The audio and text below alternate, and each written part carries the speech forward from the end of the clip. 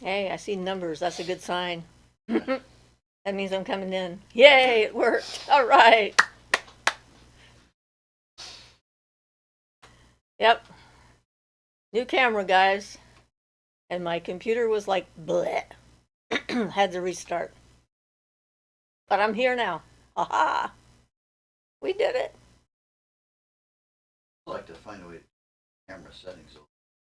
It's okay, but I think I look normal. yeah, you do. It's actually not bad. Your lighting and better. Yeah. Yep. So far, people are not here yet. But since we started twice and stopped, they might be confused. Might be sitting on another one, waiting for something to happen. Aha! Carla says, woohoo! Hi, Siofra and Ian.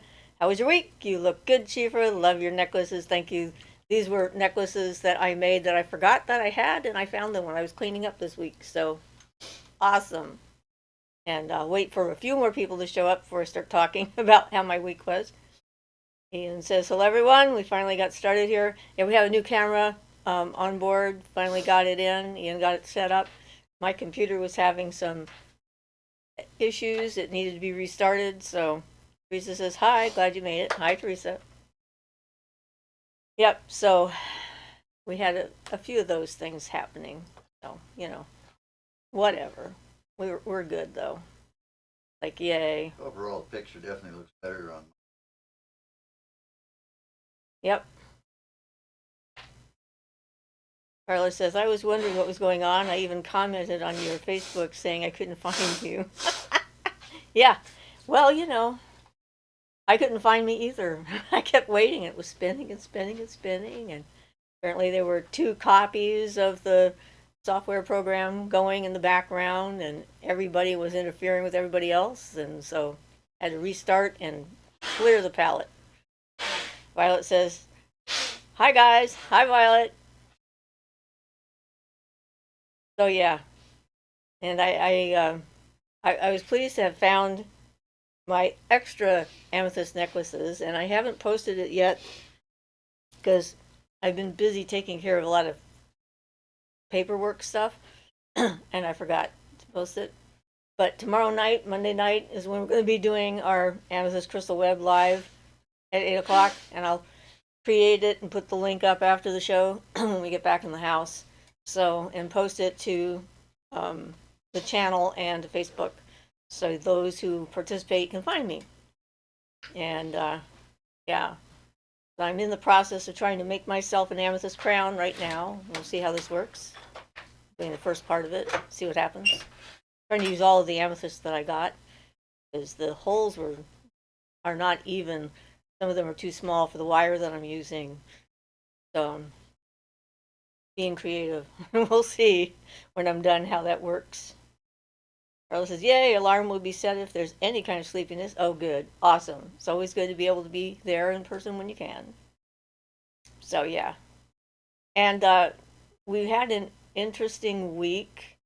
We had to take the bunny to the vet. Not because he was sick, per se, but because we can't figure out how to, clip his claws.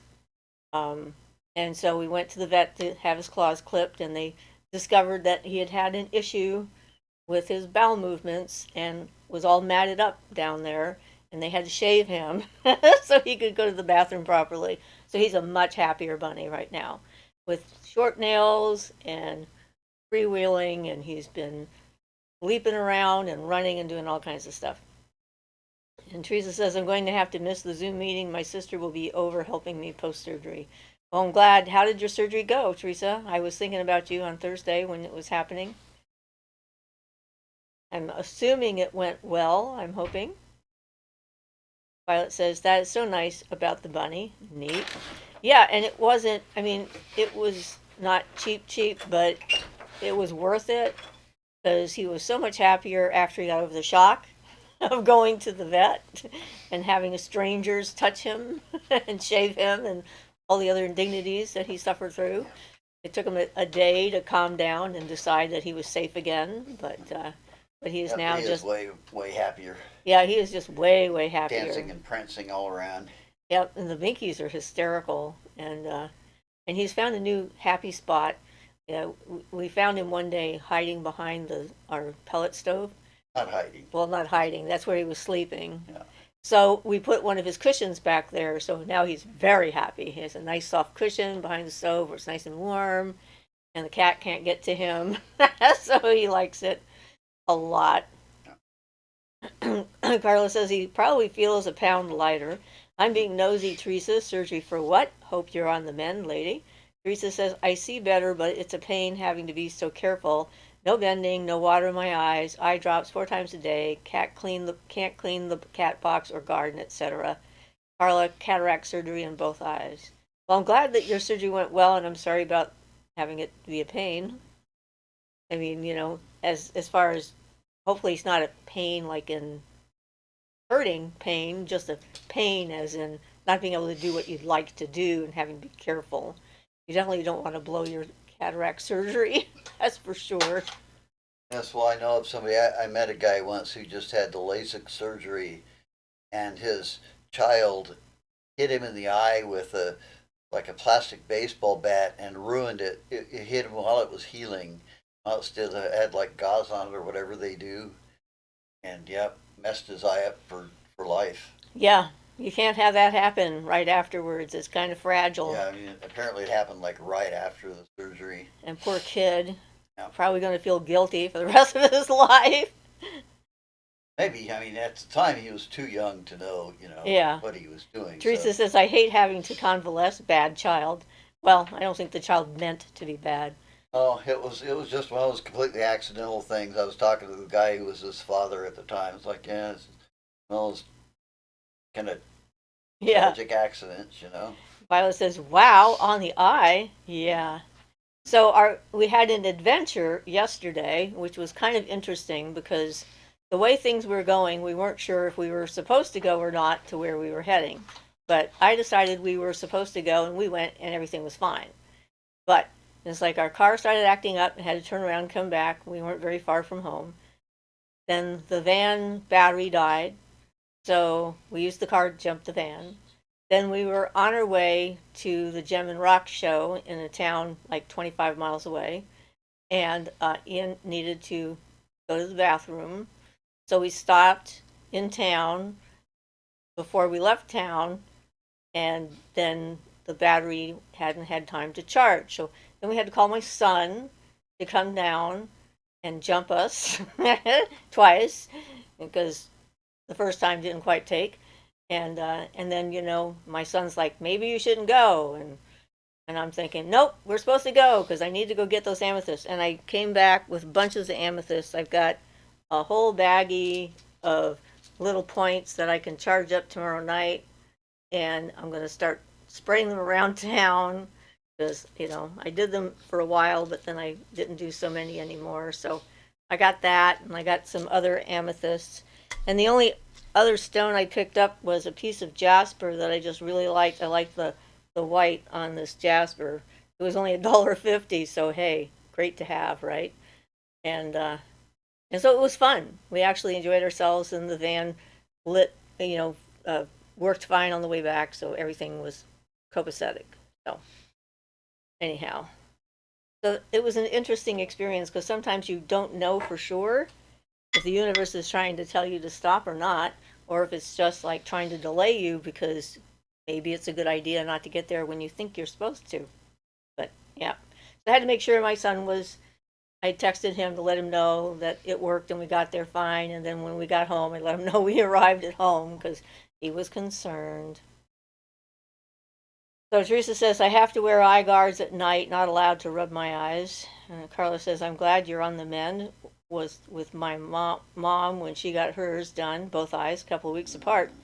Same setup pretty much with her too. She had laser and healed up fast. Violet says, yowza, battery stuff, yep. And fun rocks, yes. KGM says, I got an amethyst. Really? I don't think I'm saying that on Well, it's certainly not appropriate for a channel. No, not really. We don't need to know that. Don't say anything like that again, or we're just going to have to like put you Yeah, we can on a timeout. moderate it out. Yeah. Yep. So be warned. Not appropriate to share that. So anyway, we're going to have fun doing all the amethyst charging and everything else tomorrow night. So that'll be great. Because the full moon is technically Wednesday morning, really early. And I figure this way, Monday is lunar day anyway, so we'll be doing it on the day, and you know, and then people who want to do it later can follow along anytime on Tuesday before the actual full moon. So, any magic questions here? I'm having fun working on my various projects. Teresa says, remember the tree that let me take its branch last fall? I gave it a piece of charged amethyst wrapped in ribbon and explained why and thanked the tree. Then when I was going through the surgery, forest of trees appeared in my mind's eye, lending me emotional support. That's fantastic. Rachel says, hi. Hi, Rachel. Yukita says, hey, first time watching a live. I love amethyst myself. I have a big rock myself and have some worn I have worn. I wear as much of it as I can. KJM says, good to know. Carla says, oh my God, don't you hate car trouble? We were getting ours inspected on Friday, but it started pouring, so it'll get finished tomorrow. Let's cast our vehicles healthy. Yes, Laura's has an intermittent problem that I've been working with for like probably over a year trying to fix, and the stupid car will run perfectly for like, this time it ran like a month and a half, absolutely flawlessly, and then all of a sudden starts up again. And then you get it home, and it runs perfect. And of course, every time I'm trying to troubleshoot it, it runs perfect. It's hard to figure out. Rachel says, laugh out loud. Yeah. Yeah, I mean, life is what it is. Yep. You gotta figure it out. Do as you go and stuff like that. That's the way it works. Magic can help, doesn't fix everything. But hey, we enjoyed ourselves. It was a beautiful day. I got an idea. We need to get out the Key of Solomon, or the other version. There's the Key of Solomon, and then there's the other version, which I can't think of the name of right now. The lesser key? Yeah, the lesser key. But the greater key. Which one? I don't remember which one's which. Anyway. Okay. There's a recipe for making your own flying carpet. We can just forget the car. That's right, and go flying on a carpet. Yeah. All right. That'd make the news, you think? Could be. Or probably even better, make the flying garters. They require the eyes of a particular kind of fish, though. I don't remember what kind of fish it was. Fish eyes for the garter. Yeah. The flying garters. Flying garters. Wow. Yukita says, though the stone I have been drawn to and worn for over a year is an emerald and also a tiger eye bracelet. I have a lot of different stones. I have both emeralds and tiger eyes, and I loved, it was a smaller rock and gem show, so we could go through and look at everyone's stuff, which was kind of nice because some of them there's too many vendors and I just get overwhelmed with all the rocks. And there was a central table that had some of the most beautiful stones on it, big ones. We're talking, that was the expensive table, hundreds of dollars for most of the stuff that was on that table, but sure was nice to look at. So yeah, that was pretty cool.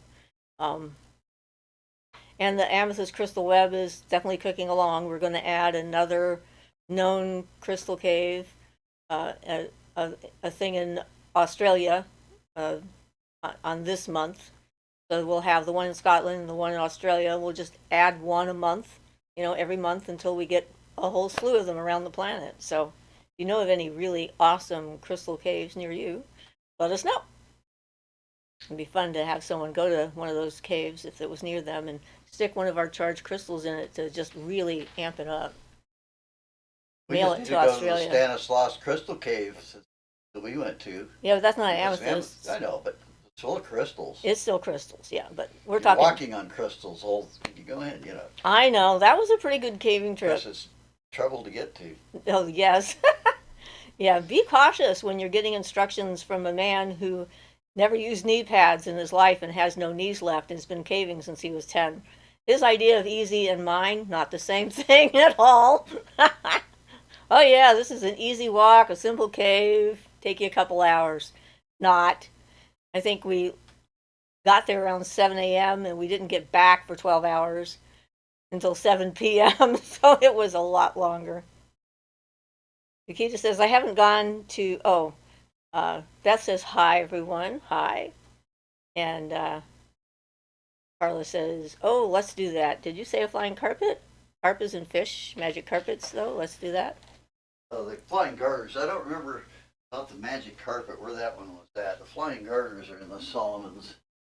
Ian is now looking for the book and see if it's out here or not. Oh, because I can't remember the name of it. Yeah. Carla says, I did put a copper spiral in our car. Ooh, nice. And Beth says, hi, everyone. Hi, Beth. Nikita says, I haven't gone to a big convention yet for rocks, but I would love to go to one someday. I have been collecting rocks since I was very young. I would carry a crystal guide around trying to find them. Cool. Good idea. I recognized almost everything that was there, so that was kind of neat. But there were a few new ones I'd never heard of and asked some questions about, but of course don't remember them anymore. Yes, it's just the one they call it the Key of Solomon. I guess the lesser key is the other one. Okay. Lesser key is the one with the spirits.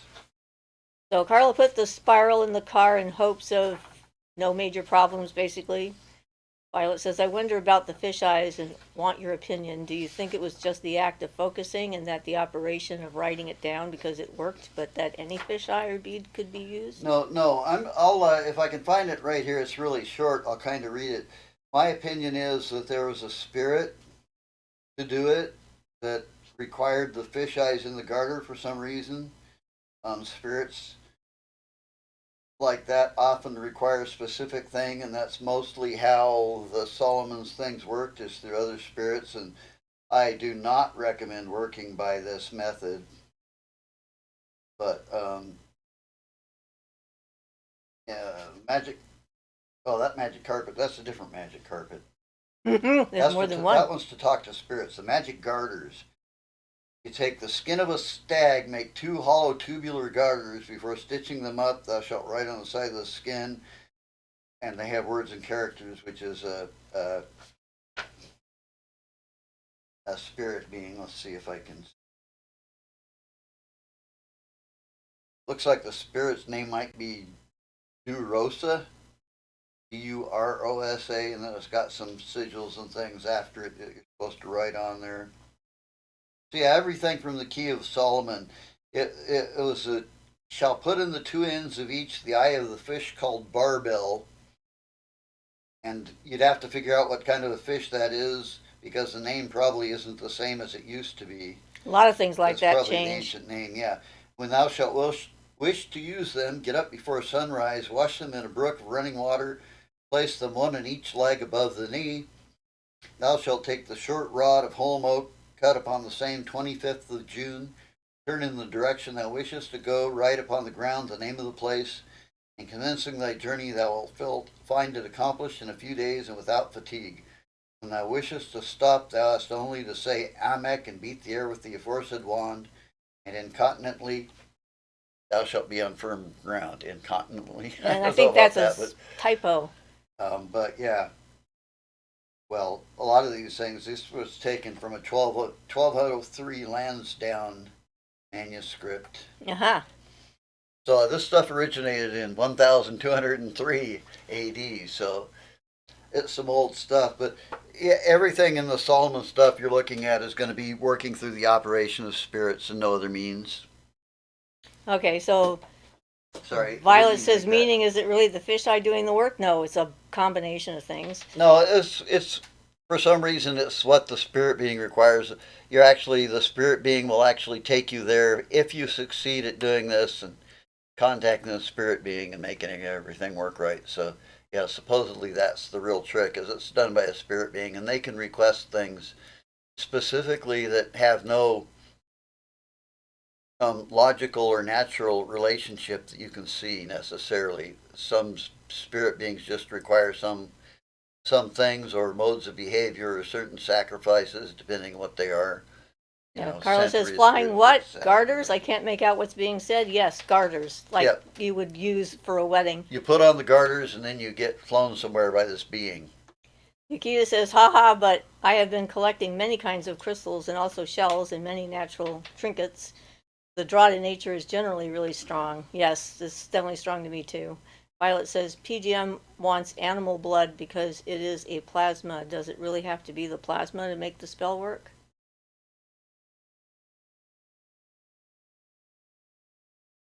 I don't know who's PGM.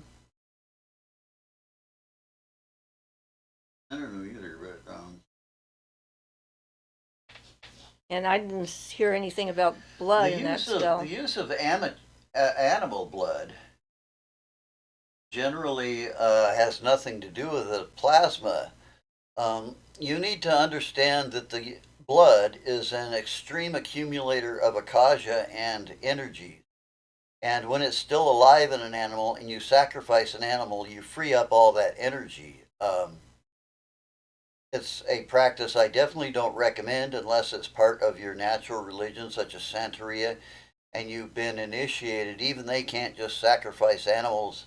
They have a special initiation that allows them to sacrifice animals, and they have to meet certain requirements and all that. But it's the energy associated with killing the animal usually. The blood is a condenser, and that's why if you make a fluid condenser, you really want something to be connected with you, you put a drop of your blood in it, but it's all energetic. It's not that it has anything to do with plasma or the platelets or anything. It's a very powerful fluid condenser specifically connected to you through its akasha and your akasha. So anything you use your blood for will be connected directly to you through the akasha contained in the blood. Hope that makes sense. Teresa says, spiritual question, when meditating and being a part of all that is, how do I manage to have boundaries for unwanted forces, energy, people, and all that is includes demons, etc., how to navigate that space? The space you're in will determine what things you are attracted to and are attracted to you.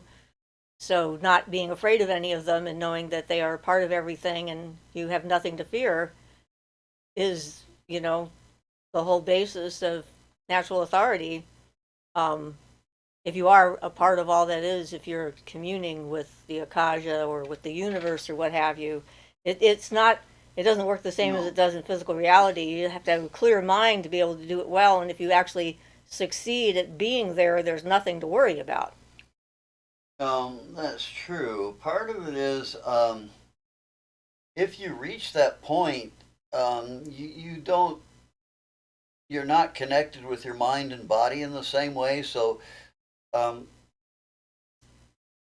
first off, anything attempting to harm you, you would just, from that perspective, if you were maintaining that perspective, you would just notice it right away. And if you needed to stop something, you could just stop it. Let me point out also that actually reaching that condition is not very easy for most people because it takes a letting go of your mind and letting go of your body, and especially letting go of identification with your mind and realizing that you are not your mind. You can be above your mind. You can sit above your mind and watch your mind think below you, so to speak. I mean, above and below are relative, but that's how it seems. So, in general, you're in a way kind of above all that stuff. Your problems and things go away while you're in that state if you can achieve it. You could, of course, physically be attacked, or somebody could, if you had a black magician after you, they could attack you mentally or astrally, and then you would have to deal with that using the same magical principles as everybody else. Or in general, you can just use a circle to protect the place which you're going to meditate, which is really the easiest solution. Just draw a circle around yourself, a magical circle. You don't have to get fancy, even invoke the elements. Just make a circle around you with a clear understanding of what the circle represents and what it means, and the fact that you're drawing it on the mental plane to protect yourself mentally and on the astral plane to protect yourself astrally. And it doesn't hurt to use one physically too. to protect you physically, because even though somebody could walk over the circle you draw, it won't protect you that much physically. If you work on focusing on it protecting you physically, then people that would be hostile would tend to stay away and that kind of thing. So it can reject them on an astral basis for your physical protection.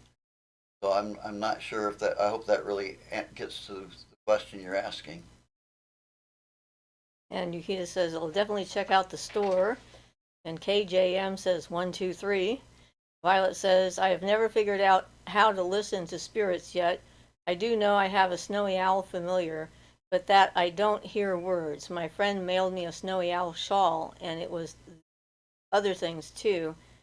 So I had the knowing without the words. I wish I could listen to spirits. That would be so cool. Knowing without words is pretty common. And a lot of times it's excuse me, it's kind of the same thing. People have different natural talents and abilities, so don't worry about it if you have trouble with one. I mean, that's a type of clairsentience. That's a clair, and if it turns into clairaudience, then you hear words, but it could turn into one of the other clairs. Clair feeling is valid, things like that. Smell. And then you can work your way up to those things. Get to the point where you're actually working on the clairvoyance to see them or the clairaudience to hear them. But it takes practice for most people. It doesn't come naturally. So apparently PGM is the Greek magical papyri. Oh, okay. So I'm not familiar with that. So thank you for that. I didn't know that. Yeah, both Teresa and Violet let us know. Daniel says, can you heal someone completely with magic? I healed a loved one partially, but I still have a long way to go. This family member has brain injuries from an accident. Yes, you can, but it's difficult because to heal, generally, you have to heal all their bodies. I mean, a lot of times the people get a physical. Now, in that case, if it's an physical accident, of course, as much physical healing as you can. I mean, if there's you could do things like use light energy to speed up neurogenesis and things in the brain and things like that, but it depends on the extent of the physical injury. But if it's some things that are physical, a lot of them can be healed completely through magic, because a lot of the things people end up having little things manifest down. So you get like an elemental imbalance in the mental plane, and it eventually drags the astral plane into the same type of elemental imbalance. And then when the astral plane starts, say you had a big, let's make it something that I was having a problem with. Say you have a big anger problem astrally, and then it might start manifesting down in physical things, such as things that would be caused by overexcitation or inflammation, those kind of things like that. So it kind of depends. If your body is already capable of healing it to a certain extent, you can increase it magnificently. There are things like the Philosopher's Stone, which are like truly healing and restorative, but I don't think even those powerful things could do something like cause an organ that had failed to grow back, or something that your body won't naturally do. It can take something from barely functioning to completely functioning if it doesn't have like necrotic or rotted tissue. So it kind of depends. Yes, the healing can be totally and permanently physically, provided there isn't too much organic damage. If there is, there's just, if your body's not capable of naturally repairing that organic damage, no amount of power or energy you put into it's going to fix that. On the other hand, the brain is a very capable organ. It is. And it can rewire itself completely. So that's one of the reasons why a lot of people recover from strokes and stuff like that, because there's a lot of extra material and redundancy and so forth in the brain. The brain can create new pathways. So if you focus your healing on the mental and the astral plane to try and get those thoughts and feelings and stuff like that into the brain, as well as focusing Yeah. on the brain being able to adapt and rewire itself. Also, when it comes to brain injuries, massage is really important. If you can do touch therapy on the person, that can help a lot because that's how the brain creates new pathways and nerve connections and things like that. So that can also help. And when I do distance healing and energy healing and so forth, I'm generally trying to give the body a template, a healthy template to work from. And so I imprint it from the akasha and let it trickle down through the astral and mental bodies and into the physical body to give the physical body something to follow. If it has some kind of a blueprint or whatever to follow and it has an idea of what it can do or what needs to be done, it's amazing how much can happen. Yeah, So, it is. People can really be brought back from the brink of death, and that kind of thing. Especially neurogenesis is a lot more, the regeneration of neurons and brain cells and things happens a lot more than physicians ever suspected. Now they're starting to realize that, so the chances are a lot better. But yeah, that's basically it. yeah, so keep it up. I mean, Yeah. if you've gotten some results, just Yeah, I keep mean, on doing it. It takes a while yeah. for, no matter how powerful and good you are at the healing energy, it takes a while for it to manifest itself completely in the physical realm. And the body has its timetable, as it were. It's the slowest end of all of it. Well, yeah, you have to get it has to start, the energy has to trickle down and then start doing chemical changes and things like that as your body slowly adjusts. And, something like a leg chopped off, you're just not going to regenerate it by magic because your body is not capable of that. But you can speed up healing like hugely and recovery time a lot, especially At if you least not yet. learn some healing practices. Yeah. You never know. We may be heading in that direction Well, eventually, but if right they come now, up with not. that technically, but I mean, your body is Yeah, not naturally capable not naturally of that. capable of that. So Violet says wonderful, and Carla says when working through Agrippa, I had a crap ton of reference notes on the side of separate research on updated names for everything. Yeah, we do too. Yes, Agrippa especially is bad for those old names for plants and things. It's really hard to find. Yep. I like the updated versions better, but wow, names Yep. of things have most definitely changed. Yes, no kidding. Yep. Teresa says thanks both for the answers. You're welcome. Carla says, Violet, a white owl just showed itself to us within the past week. I asked if I could take its picture. It agreed. Cool. I lost it. I have to go back up here.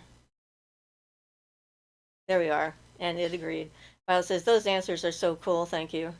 Teresa says, another meditating question. When chanting the mantra, what part of the throat should the sound come from? And I noticed that I could change the sound by working with the throat muscles. Well, I'll tell you how I would answer that, but I don't know that anybody else would agree with me. But it should be instinctive because it depends exactly on what the mantra is for and is it a deity mantra? Is it a bija mantra? A seed mantra? What kind of the mantra is and what it's supposed to do. And of course, if it's like an earthy mantra, you'd want to take it from low in your throat. And if it were an airy mantra, you'd want to take it high in your throat, high in, feeling, expression, uplifting, that kind of thing. So it really depends on the kind of mantra, and you'll find that it will, getting a mantra effective to the point of being able to light a fire with it or something like that is a development of the throat chakra in particular. So you'll feel various changes and movements in your throat chakra, and the best thing to do is just go with the flow. Whatever is instinctively right for that mantra, especially if you're keeping the purpose in mind. If it's a deity's mantra or prayer to a deity, you have to picture that deity and feel their energy and try to bring that in, of course. And if it's, an elemental mantra like the fire mantra Rum actually is how it's pronounced, spelled R-A-M, pronounced rum, or actually more like rung, like a rung on a ladder, R-U-N-G, but it's spelled R-U-M, or R-A-M, sorry. And that one you want to feel fiery and hot when you're pronouncing it and get the fire hot out of it, like you're breathing out fire. So it all depends on the mantra. Violet says, hi, Carla, so cool. And Daniel says, thank you so much for the healing questions. Carla says, pretty cool, you mentioned a white owl. Shay says, developers came and bulldozed the beautiful old cherry tree on the corner. If I wished to take some of the wood, what could I do or give to the spirit of the tree? What a violent way to be uprooted. I'm sorry, that's a harsh way to go, for sure. Cherry, let me think. Yeah, cherry could be an airy kind of wood, or it can be love kind of wood. Think about what sort of crystal or stone that, ask the tree what it would like. Go to it with a couple of options and let it choose which one it likes best. And then you can bury that at the root of at the base of the old tree where it was. And when you take the piece of wood, ask the leftover spirit that's in the wood to stay with it, and that you want to, I don't know, keep it safe, give it a home, treat it special, make it a sacred object, that kind of thing. What I would suggest. Carla says, get some of that wood, Shay. Teresa says, crying, Shay. Beth says, crying a lot. The Art Fairy says, question, I did a love spell 3 years ago, but the person and I are no longer in contact. I have healed greatly from the situation, but I still have dreams about them. Is there a spell I can do to counter? Yeah, you need to undo the spell you did. So if you remember the spell you did, do a reversal of that spell. You might have to make reparations to the person you cast the spell on, because casting a love spell is not generally a good idea, because there's a thing about free will and so forth. I'm glad that you're healing from not being with them anymore.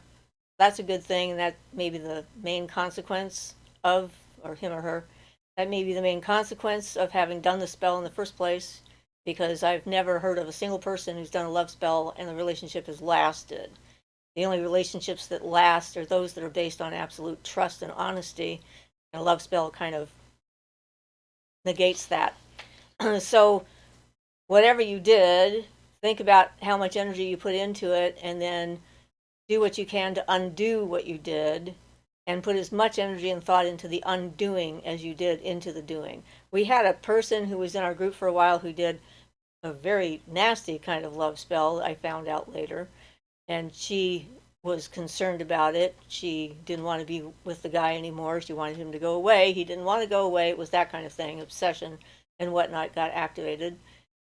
And I told her my advice, and she just did this minimal kind of a thing where she says, well, the sun was rising, and I said, as the sun rises, my spell is dismissed, and that was it. And I thought, yeah, that's not going to work. And she ended up going insane, literally.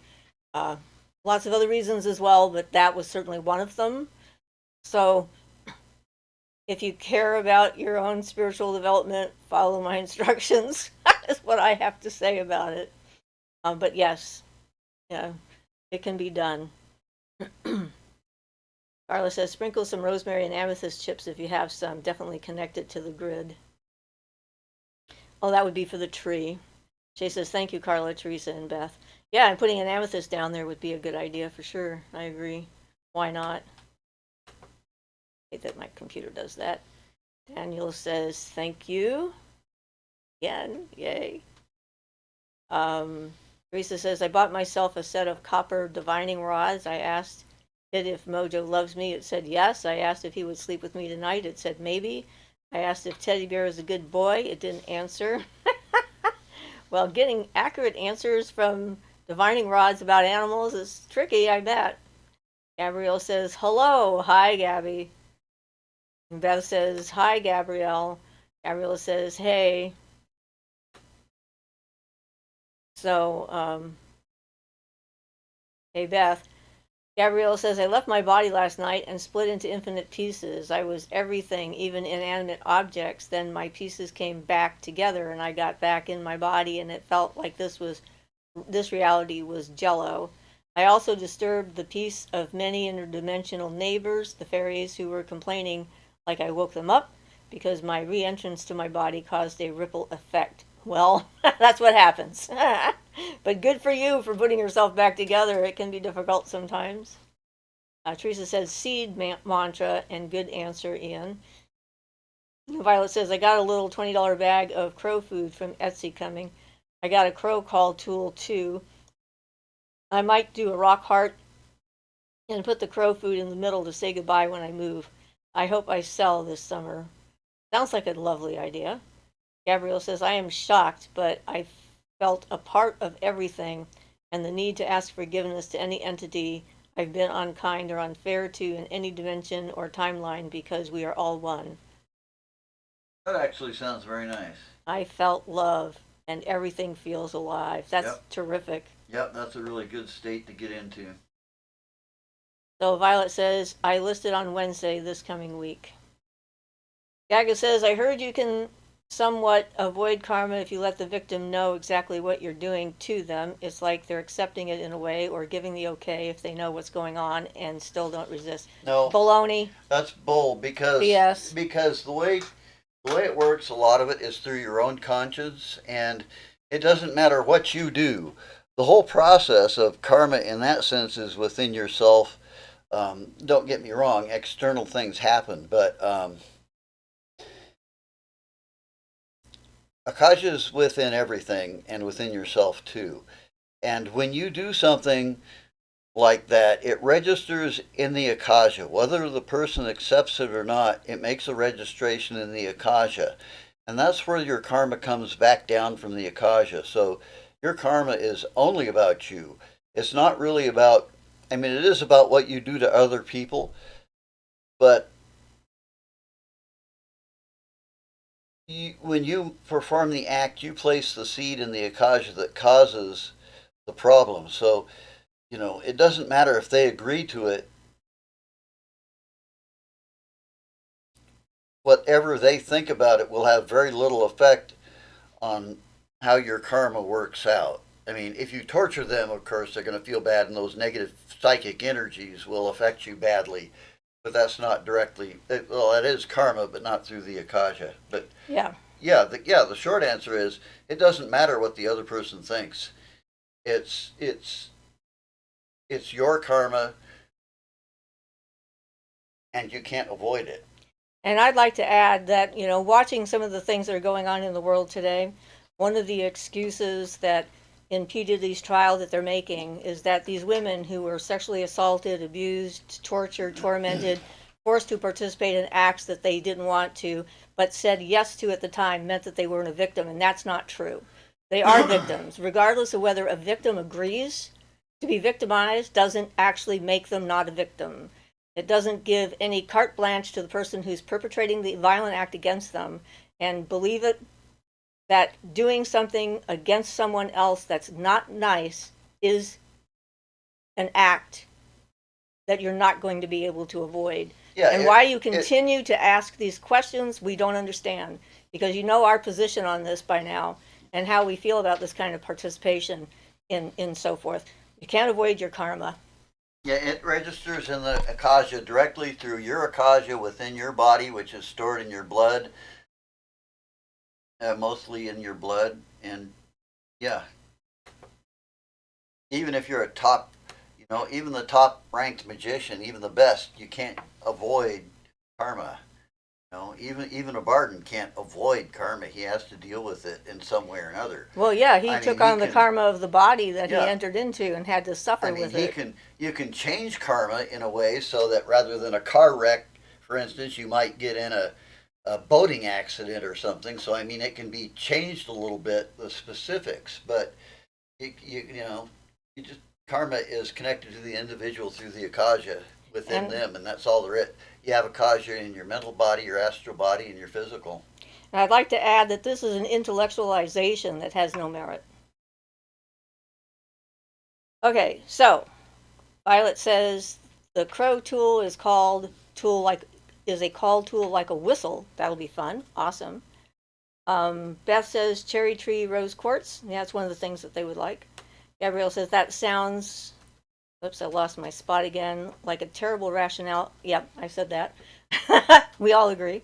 Violet says, I'm doing Jupiterian energy on the invisible altar for selling the home part 2. I got 2 little St. Joseph statues too and put them upside down in the dirt as well. The art fairy says, thank you so much. You're welcome.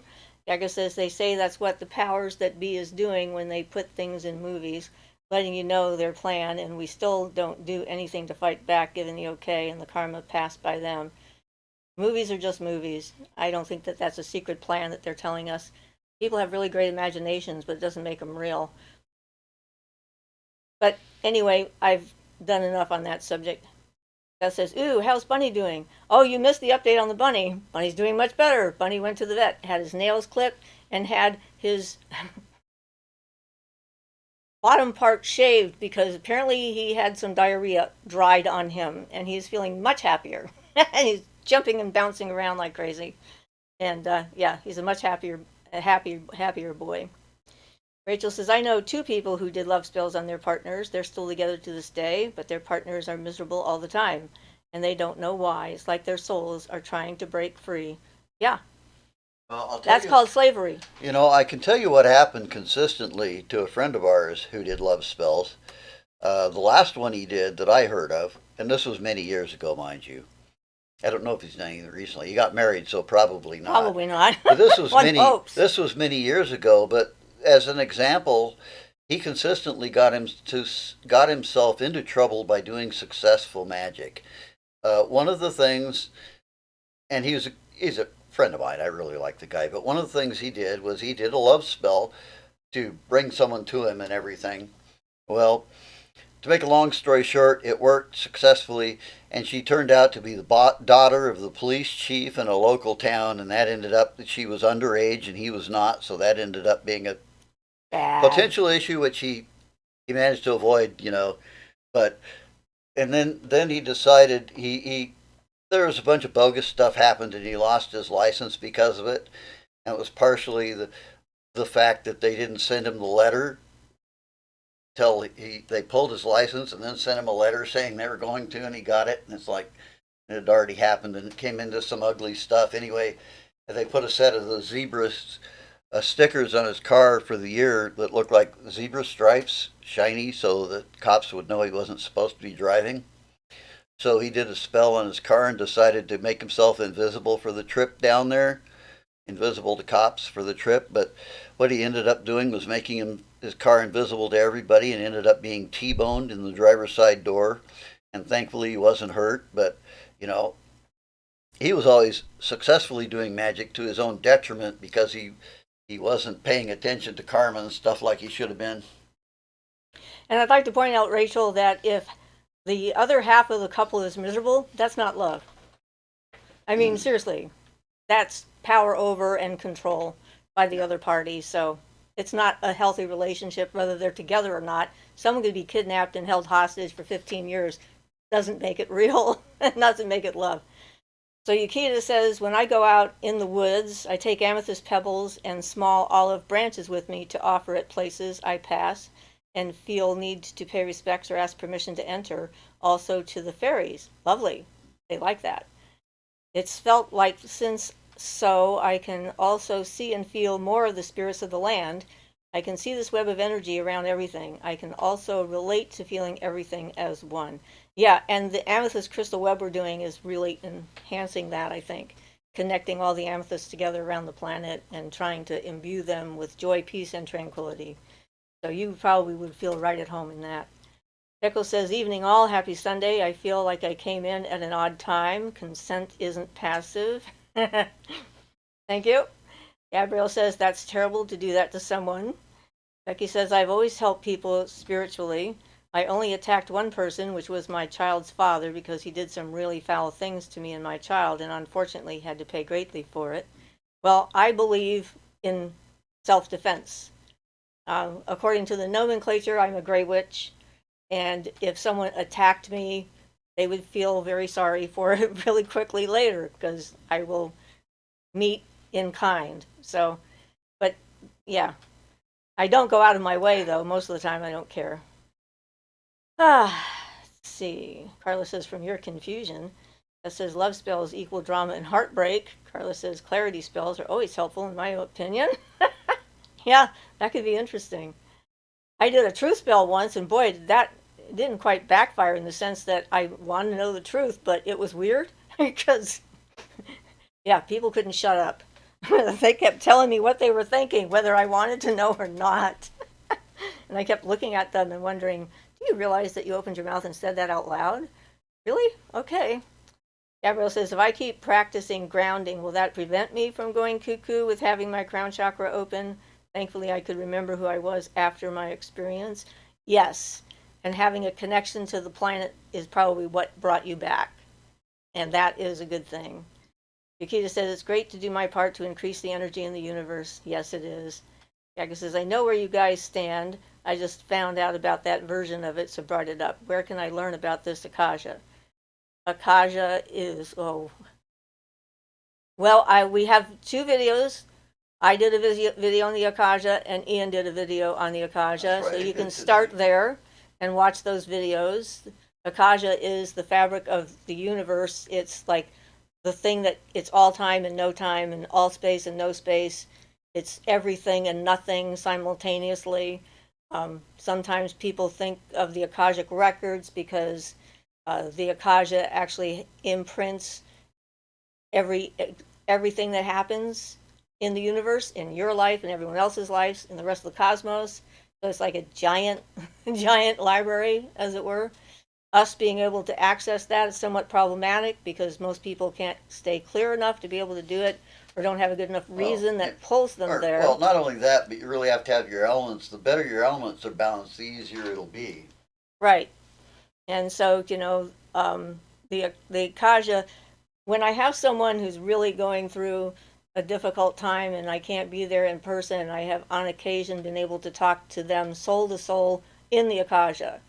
And I did that a couple of times because I needed to communicate with them and with their spirit. And it worked.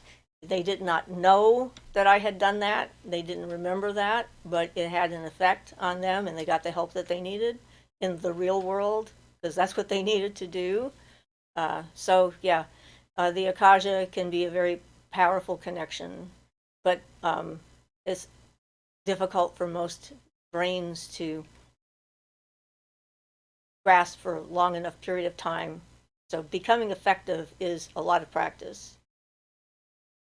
Let's see. Carla says that can be fun, right? Truth spells. Yep. I went against my best interest. These people wanted me to help them out. I thought, well, what can I do that's least offensive? I know, we'll make everyone tell everybody what they really think, and then they get the truth out, and then they can figure this stuff out themselves. And yes, it worked. But oh my. Beth says, that's magical self-defense. You always have the right to protect yourself and your child. Absolutely. Yeah. Gabrielle says, it's interesting knowing that we are all in a giant soup of creation. Yep. It's universal consciousness, the start of the Akasha. I'm not trying to get deep into this stuff or be nosy because it's too much information. Well, that's why you can only maintain that connection for a short period of time, because it's like, there have been a few people that have connected to it and never come back, and then people have taken care of their bodies. And they've often become, worshipped as swamis, gurus, teachers, masters, enlightened ones, etc. On occasion, that seems to take place. And when they completely connect with that and they don't completely come back, then it's up to everyone else around them to make sure their body doesn't just die. Yeah, and unfortunately, people like that take it as a thing. I like what a Swami that I read for the Indians, Swami Muktananda. I don't read it in the Indian; it's translated, but he's from India, in India. But someone was telling him one day, about this other Swami. He's such a great renunciate. He even renounced the food, and people have to feed him by hand, and he renounced everything. So, he just sits there and renounced everything. So, to stay alive, he has to be fed and everything else. And Swami Muktananda said, you know what? I'm a much better renunciant. I renounce the 6 people it takes to keep me alive and do it myself. I agree. Yep. It all depends, I guess, on your perspective. Yep. Danielle says, after having a family member with brain injuries, I'm becoming obsessed with the brain and trying to heal it.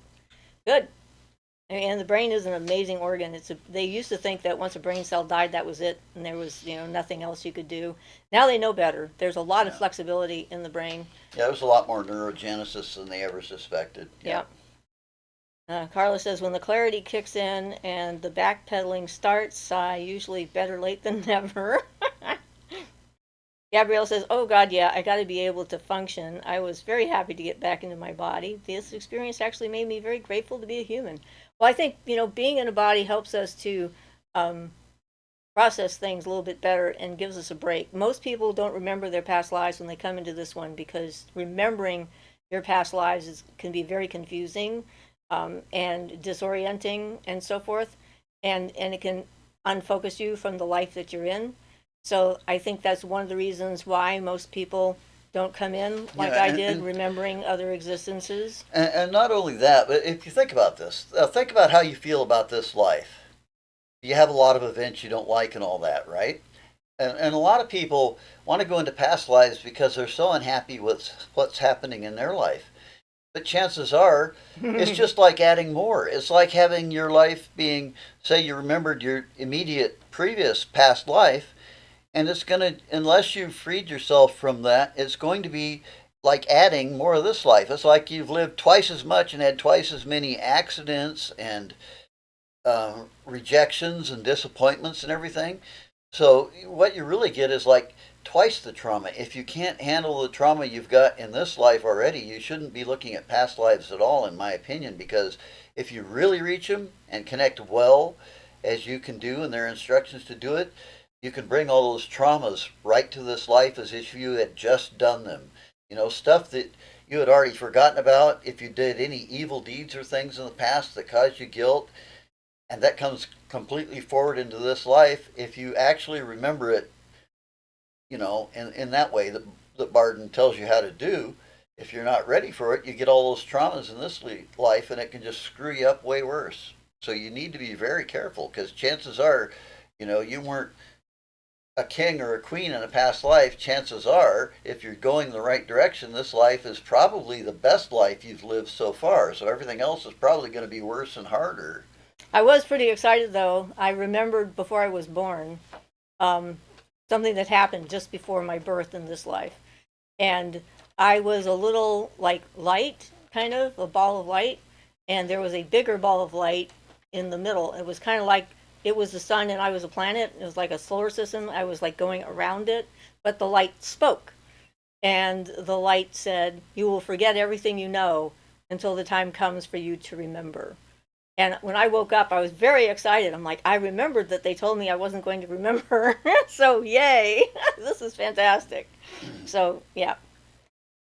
Ah. And Gabrielle says, yep, I don't want to escape this life. I want to accept my experience and try to make the best of it. Shay says, twice the lives, twice the trauma. Gabrielle says, yeah, this life is the best life so far. Now, wait a minute. Did we answer this one as a universal consciousness, the start of the Akasha? Yes, that was Gabrielle. And so, well, I didn't see it connect that phrasing right there, but okay, that's the question we were talking about then. Definitely yes. By the way, if you want to investigate what it's called in a Indian term, it's Nirva Kalpi Samadhi. Here, I'll type it in. Should be approximately right.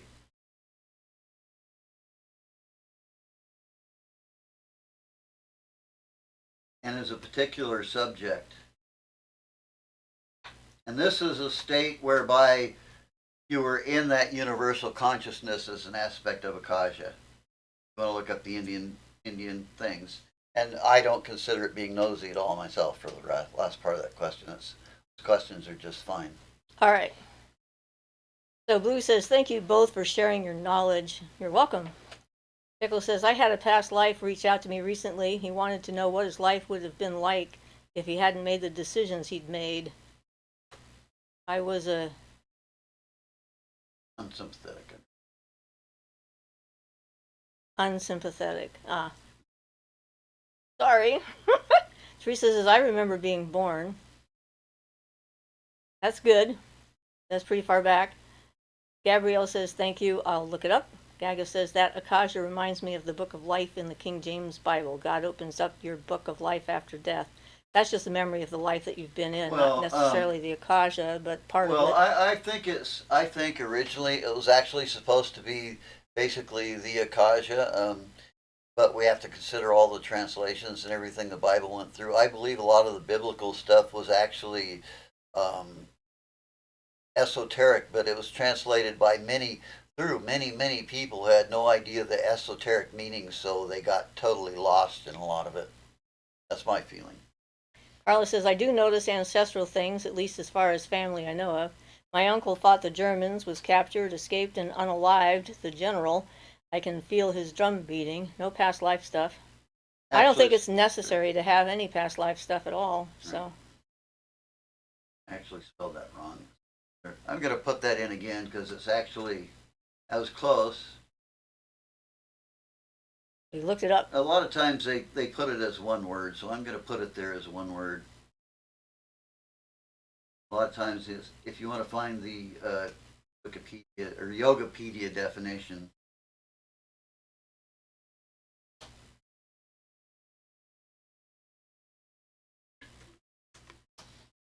okay,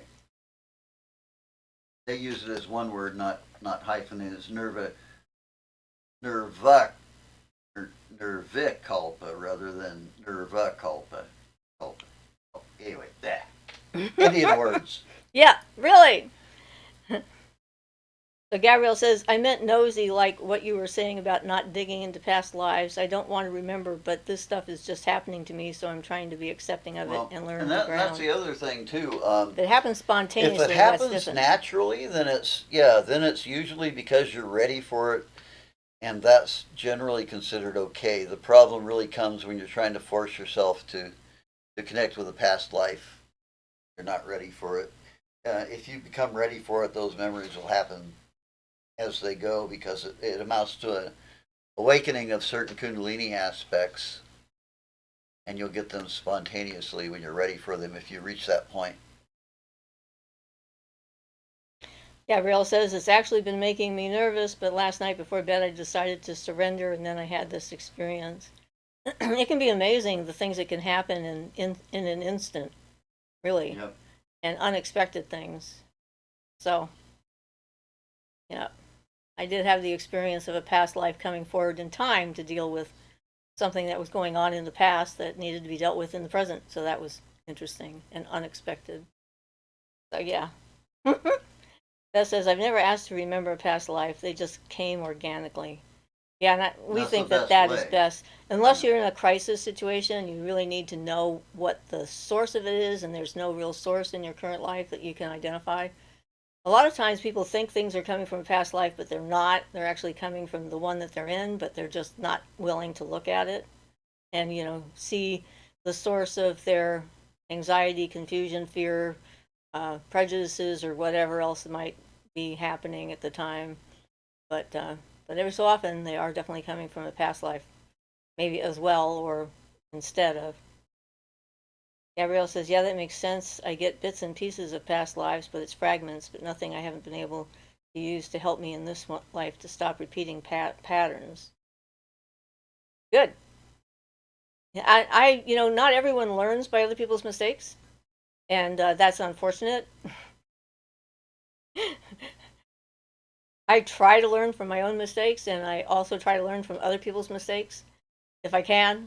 So I don't have to repeat their mistakes. Yeah, absolutely. The more I can learn from watching somebody else's mistakes, the happier I am if I don't have to repeat it. And that's one of the ways I learned about, how to be a kind and empathetic person when people were mean to me. I didn't like how it felt. And so I thought, I'm not doing that. that doesn't feel good. If I don't like it being done to me, then if I do it to someone else, they're not going to like it either, and I'm going to know exactly how they feel, so I'm not going to do that. So, yeah, it's kind of an interesting process. But we're all human, and we are definitely, a work in progress. There's always more to learn, and that's one of the things that keeps you interested in life. Lou says, I must have been a real tyrant in the past life. Echo says, same Beth, never wanted to remember a past life. I was not impressed when I got connected to that one. Some of the ones I have remembered, I have definitely not been impressed with at all, and they have not been very fun, to say the least. Um, most of them not fun. So, yeah, that's what you need. More things that aren't fun. Trying to have a good time in this one. Getting past the icky parts and going on to the good parts. Yep.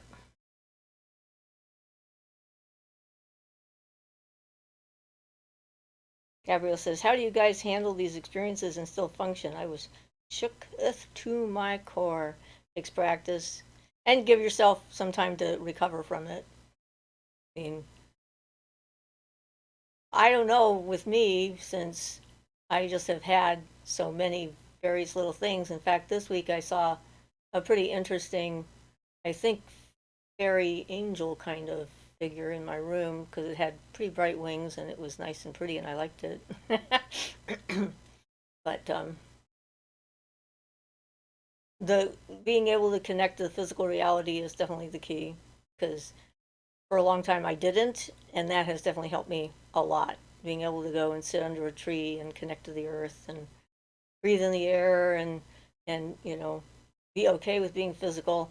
I spent many years trying to get out of here, wanting to leave, feeling like I was trapped, that this was punishment, that I was like in a hellscape kind of thing, and that I kept asking, when could I go home? When could I go back home? And I remember a lot of that when I was up in the Kispiox, sort of crying at the sky and the universe. And when I shifted my perspective on that and started realizing that, for one, this is where I am right now, so I might as well enjoy it if I can. But for two, this isn't not home. Home is just different. It has different things going on in it than here. And so being here, seeing the wonder and interacting with and connecting with all the various life forms and forms of consciousness and spirits and entities and so forth that are out there has been a wonder, and it's all a part of here. So, yeah. Beth says, kisses to Ickle. So far, none of mine were fun, but I'm definitely more consciously aware of compassion.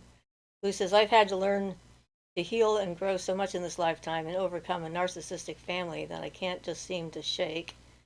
Yeah, that's no fun at all. I know how that can go. I've had to do a lot of healing of myself from my, wasn't narcissism so much as sadism and sociopathy. So, yeah, torture, that kind of thing. Definitely not love. Gabrielle says, I also had a nightmare last week of a cruel doctor drilling into my head and mocking my fear. Then when I woke up, I saw three fairies giggling, and I can't tell if they gave me that dream or if it's my trauma from a cruel mother. Yeah, I don't think it would be the fairies that would give you that dream. I would hope not. Nichols says, I figure feeling less than proud of a past life experience is a good sign of spiritual growth. I think so. Humility, acceptance, surrender, that kind of thing is a good sign, really, when it comes down to it. It's like surrender's not what most people mean by the word. I don't mean surrender like not have any free will or just let the universe bat you around like a leaf in the wind.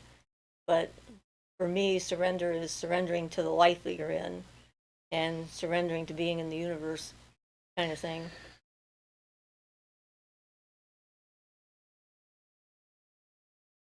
Gabrielle says, wow, would they laugh at me though? That made me mad at them. Well, you probably looked funny.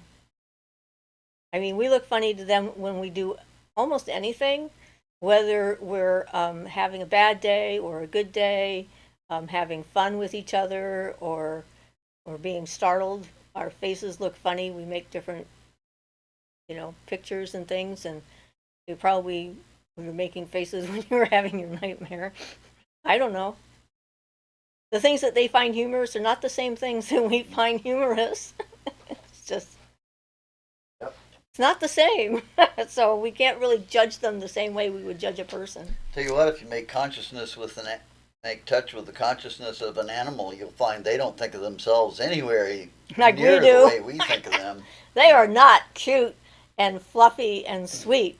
They are killing machines that are out for blood.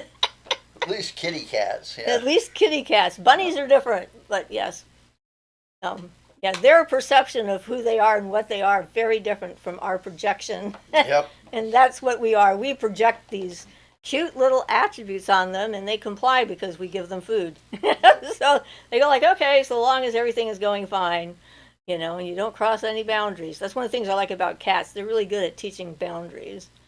But yes. They do have genuine love for people, though, regardless of whatever else. However they view themselves, they generally get affectionate with the people they're with and treat them like, Yeah. real companions. Beth says, I wish there was a spell to keep me from being pulled from the Texas Roadhouse rolls on the counter calling my name. Gabrielle says, but it probably my own trauma, probably. Carla says, Beth laughing. Beth says, Carla laughing. Gabrielle says, that's probably what it was. Fairies are definitely not human. No. I mean, it's kind of like, the Grizzly Adams guy who made friends with the grizzly population and stuff in Alaska. And, for a long time it worked really well. He really felt he understood them and was compatible with them and everything. But he forgot that they're wild animals and they're not tame. And there's a huge difference between a grizzly bear in the wild and a grizzly bear in a zoo. Even then, though, they're dangerous. And he forgot himself, and then they ate him. So it wasn't personal. They weren't judging him for how he was acting or anything. They were just doing what came natural, and he tripped some kind of a fight response in them, a protective instinct of some kind that's very core to their being, and that was the end of his road. Well, even the good example of that was the cat trainers. I can't think of what they're called. That had all the white tigers. Oh, right. Yeah, the magicians. Yeah.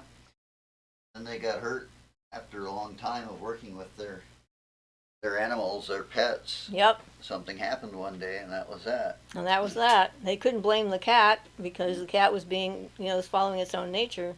And, yeah, a lot of people really don't comprehend. They treat wild animals as if they're domesticated, and I've seen it happen with my own eyes. Some idiot woman giving her child a sandwich to feed to a bear so she can take a picture of it on the side of the road. It's just like boggles the mind. I was just like spitting beside myself driving to the ranger station to tell them what was going on. And they're like, yeah, we know. And every year some kid loses a hand because the bear can't tell the difference between the peanut butter sandwich and the hand because it smells the same. It's like, all right. But yeah, Carla says, I remember that, Siofra. Gabrielle says, are those dark fae that scare us on purpose to dig up our issues because sometimes I feel like they do that or push buttons? I don't know. It just may be the reaction we have to them. Daga says, how many different types of conscious entities is there in the universe, like angels, fairies, demons, and so on? Well, how many ants are on the planet? Yeah. Well, how many different kinds of species of anything exist? It's not countable. There's too many. There's a lot. Yeah, it's the same way with the non-physical animals or spirit beings. Some are conscious, have intellect, some don't. Some have minor intellect, just like animals and things. Some are just wild forces and energy flying around. I mean, and some of them have an oversoul, you'd want to call it, or whatever you call it. Anyway, I had bees talk to me one time when I was I was out in a power spot we go to visit when we can. And this was without drugs, believe it or not, other than a little bit of pot. But I was doing some stuff, and I started wondering, how can bees communicate with me? Well, individual bees don't have the intellect for that. But there's like a communication with their oversoul. There's like an oversoul of some sort that communicates through the bees. And they were asking, like, what I am and that type of thing. The great what beeness. what I was doing here, yeah. And so even though they're, a bee's intellect is way too small to have that, they still communicated to me through this. I guess it would be the oversoul or whatever. So it's a whole interesting subject, and it's as vast as the wild universe itself. Teresa says, like the lady whose pet snake sidled up to her in bed, she thought it was because it loved her, but it was actually sizing her up literally in preparation for its meal. Yeah. Hopefully she was too big. Blue says, Grizzly Adams was my favorite show as a kid. That says, as many as the stars. Yes, I was going to ask you, do you think that show was based on the actual guy? I think so. I mean, he wasn't in Alaska on the show, but right. Yeah. I think his name, it was the same guy, the same name for that guy up there. I could be wrong about his name, but that was the name that came to me. Yeah. But yeah. Well, it probably was. They probably based the show on that idea. That was my guess. Pickle says, human ego has a lot to answer for. Yep. And Daniel says, laugh out loud, like I just did. Yukita says, I haven't had any visions or feelings of any past lives here, but I do experience this feeling of experiencing double life in another universe and speak with them. They are me, and we share knowledge. Shay says, at Ian, wow, with the bees. Bees are cute. Yep, I like the little bee It was emoji. pretty cool. Yeah, it was. I watched a butterfly communicate with him one day. He didn't know it was there. I wasn't aware of it in that case because I was busy doing a ritual. He was doing a silence meditation kind of thing, and the butterfly came in to be the silence. That was, and it was like, yeah, they are pretty silent. Now we have a rabbit who's also silent, except for the running kind of part. Gabrielle says, because I'm so open, it's hard to know what's my own hang-ups and what's an entity. That's why you got to know yourself really super well. So then you can actually start to distinguish between those two things. That's your next big step, is being able to know yourself so well that when it's not you, you can tell. Yep. A lot of times, and I agree with this, but I read it in Barton that people will often not be able to distinguish spirit beings' thoughts from their own thoughts because it seems like they're just coming from within themselves. And it takes some experience at working with that and at hearing the beings to realize, and eventually you realize and feel when it's coming outside yourself and but from what I understand, that's the way it starts out a lot of times. It just seems entirely within the individual. Yeah. Like you're thinking the thoughts yourself, that kind of thing. Gabrielle says, I think my fear and self-doubt is coloring a lot of my experiences. Undoubtedly. Well, that's the case with everybody. I mean, that's a natural state that we need to try to transcend. And, our biases, we all have them. It's impossible to exist without some biases. And so, trying to be aware of them and notice them when they happen, can be very helpful for your development. But, yeah, no one is absolutely perfect. Lou says, my cat named herself when she was a kitten. Ha! Did she name herself Violet, or are you telling Violet that she named herself? Yukita says, felt the same experience of homesickness, but it's the inner voice that kept me going and developed a deeper inner knowing and spiritual growth. Learning about the universe from within you, through you. Yeah. And for me, connecting to the consciousness of trees and other forms of consciousness on the planet was a huge assist, because then I had the emotional support available to help me through when I was having dark times. And because, people have not been kind in my life in general. The rare experiences here and there, very few people. But, yeah. But the animals are themselves, and they don't have any duplicity, or they're not trying to manipulate you, and they don't have a hidden... to manipulate for food, though. Well, that's not a hidden agenda. Not in the way, that's a very unhidden That's agenda. a very unhidden agenda. That's a, Yep. Hey, love you very much, meow, meow, meow, meow. Hello, remember me? I'm your sweet kitty. Have you fed me yet? I don't think so. You people are really stupid. You forget. Maybe you forgot. But that's communication, not really manipulation. That's true. It's not really manipulation. Yeah, unless we choose to see it. Yep. We see it that way. But he's very clear about how he feels about stuff. But yes. Gabrielle says, I don't want to be taken advantage of by anything bad, and all these beings seem so alien, it's hard to feel safe. And yeah, Yeah, that just takes trust yourself. experience and trust yourself and You have to trust yourself regardless, because anything, any spirit being out there can lie and give you false information. Just because something tells you something doesn't mean that it's true. But it's exactly the same thing we live with every day. You just have to realize, if you consider like the intelligent spirit beings to be just like humans, you won't go wrong probably. You meet nice ones, you meet mean ones, you meet um, obnoxious ones, funny ones. So you have to approach it all the same way as you take meeting strangers. Until you get to know them a little bit, you don't know what they're capable of. And that's probably the best attitude. And so you look at it that way. You're no more unsafe than you are, living in your town every day anyway. That's true. There's a lot of and potential well, unsafety there. that's exactly it. In general, Many of our neighbors have weapons now. In general, they won't just come up and attack you at random. But just like crazy people, it could happen. So Yeah. you're mostly safe, but you got to watch out anyway. Yeah, situational awareness. Yeah, exactly. Gabrielle says, yeah. Yukita says, indeed, having pets and animals around has also kept me alive. I am doing a study to graduate in wildlife management and been having traineeships in wildlife centers. Oh, awesome. I have a deep intuition to protect nature and animal life. I've had trouble adjusting among people, but the connection to everything, especially recently, have made me see the little miracles in life. Well, that And sounds yeah, great. I mean, in reality, people are mostly not paying attention, and they're not willing to do the Right. work in order to learn and grow and become healthy Well, individuals. we should be caretakers of this planet and the animals on it and things. As part of our environment, part of our humanities. We're the only ones that can be caretakers for them. We're also the ones that can be the most totally destructive. We should take good responsibility and be caretakers for the animals and the trees and the planet.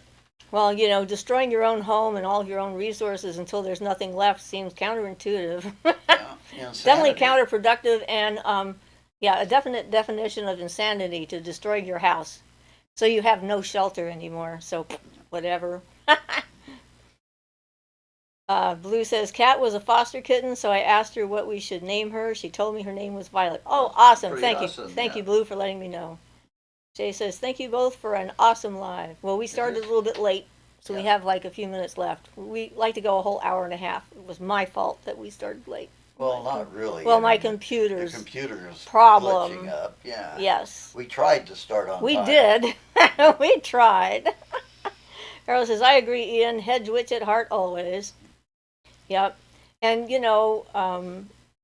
don't discount the little things that we do. Helping a person who's in trouble, helping an animal that's in need.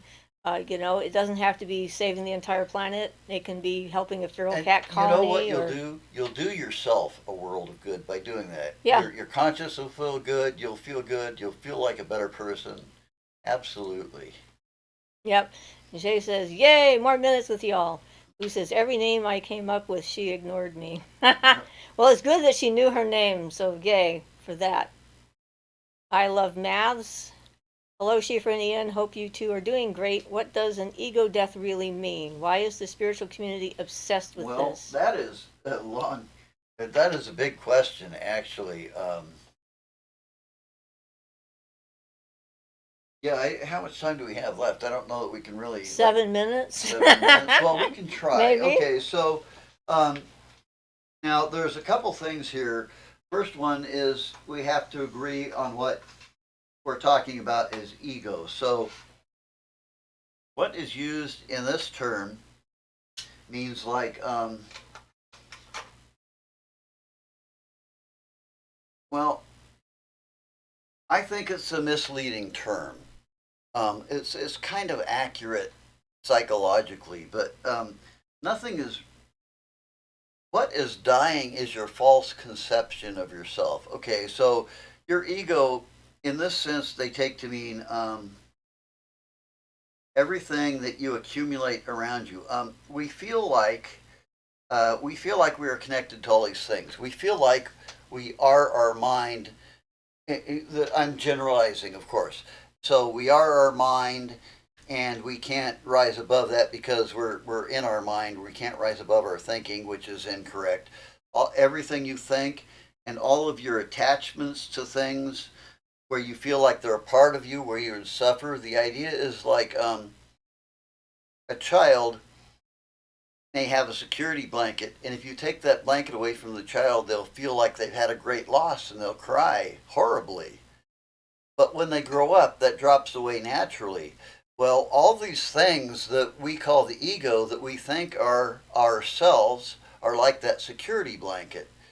And what they call ego death isn't really the death of anything. It's just realizing that you have that security blanket. You can put it in a closet and use it whenever you want it. You don't have to throw it away, get rid of it, and it doesn't diminish you when you're not using it. And so it's like that with our what they call our ego, which is basically, to make a short thing of it, it's everything that we think we are, our false self-image. You think you're a doctor, a lawyer, an author, an artist, and you're not. You're a being. All those things are a description and a conception. So you can still be an artist after ego death. Of course, in fact, it may make people way more artistic, but you won't identify as an artist that that's what you are. You are this being with incredible mental and emotional powers and things and abilities as a human to be all these things, so you no longer consider yourself. So it's like that. There's all these false containers and images and things you build up about yourself that are actually false. And the ego death is when you lose all those things. You don't really lose them, they're still in you. You know, you can still use your mind whenever you want to, but it no longer controls you in the sense of wants and desires and emotionally likes, things you have to have. You feel like you're going to die if you don't get, your attachments to certain things, the way people get attached to different things and all those things. Then you can take them and use them at will, but you aren't attached to them. And it also means greed is part of that. Most people try to improve their lives by accumulating things and power and wealth. And what the ego death is when you drop all those things. You don't have to give away all your wealth. You can still use it. It just isn't part of you, so that if you lose it through an accident or something, or a great loss on Wall Street, you don't commit suicide. It's just more like oh, well, I don't have that anymore. I guess I'll have to find something else to use. And in fact, Eckhart Tolle, who had attained that state, was homeless for 2 years, living in a park. And he was in bliss the entire time with no home, no money, nobody to rely on, and he was just blissful because of his state of losing that having what they call ego death. But I think calling it an ego death, calling it a death, is a mistake, because you don't really lose anything. You just stop feeling like all these material things are part of you. Yeah, I hope that's about the best I can explain it in a short time period. yeah, and the only thing that I would add to that is a lot of times the idea of ego is caught up in why am I here, and having a reason for being here, for being alive, and having to justify your existence. And I think a lot of those attachments often become a part of that. So understanding that being is enough in and of itself. You don't have to have Exactly. a reason. Exactly. You just are, and that's okay. There doesn't have to be, you don't have to have a list that says this is why I'm okay. And so that's how I phrase that, saying. No, that's exactly right, and that's the way Eckhart Tolle would phrase it. And I recommend. I think personally, I think everybody should read The Power of Now. Everybody in existence should read that book. I think if the whole world took that book into account, I think we'd be living in a lot better place than we are now. He in my opinion, he gives the most straightforward thoughts and insights about how to get to enlightenment of anything I've seen anywhere. Okay, so our 7 minutes are up. Yukita says, totally agree. This is our home, and it's a beautiful planet. So much exists here, and we are guardians to maintain this place. I would stay here even if a rocket announces we move to another planet. Nikita says, thank you for your beautiful answers. You're welcome. Gabrielle says, I liked your video on enlightenment, Ian. Thank you. And Eckhart is very lucky. That's hilarious, imagining him as happy as a clam with nothing. Carla says, we are all amazing. Much love, Siofra and Ian. See you next week and some tomorrow night. Yeah, I'll make sure I post that right after we get back into the house. Violet says, bye. Thank you. Bye, Violet. Gabrielle says, I just got his book. Awesome. Blue says, great explanation of ego death. We are so much more than title status. We are beings. Yep. Ian says, blessed be everyone. So do I. I love math says, thank you so much. Bye. Beth says, great live. Blessed be. And KJMN says, the earth is our collective body. Yep. All right. Teresa says, goodbye. And we'll talk to you all later and see some of you tomorrow night. Aga says, peace. All right. Awesome. And bye.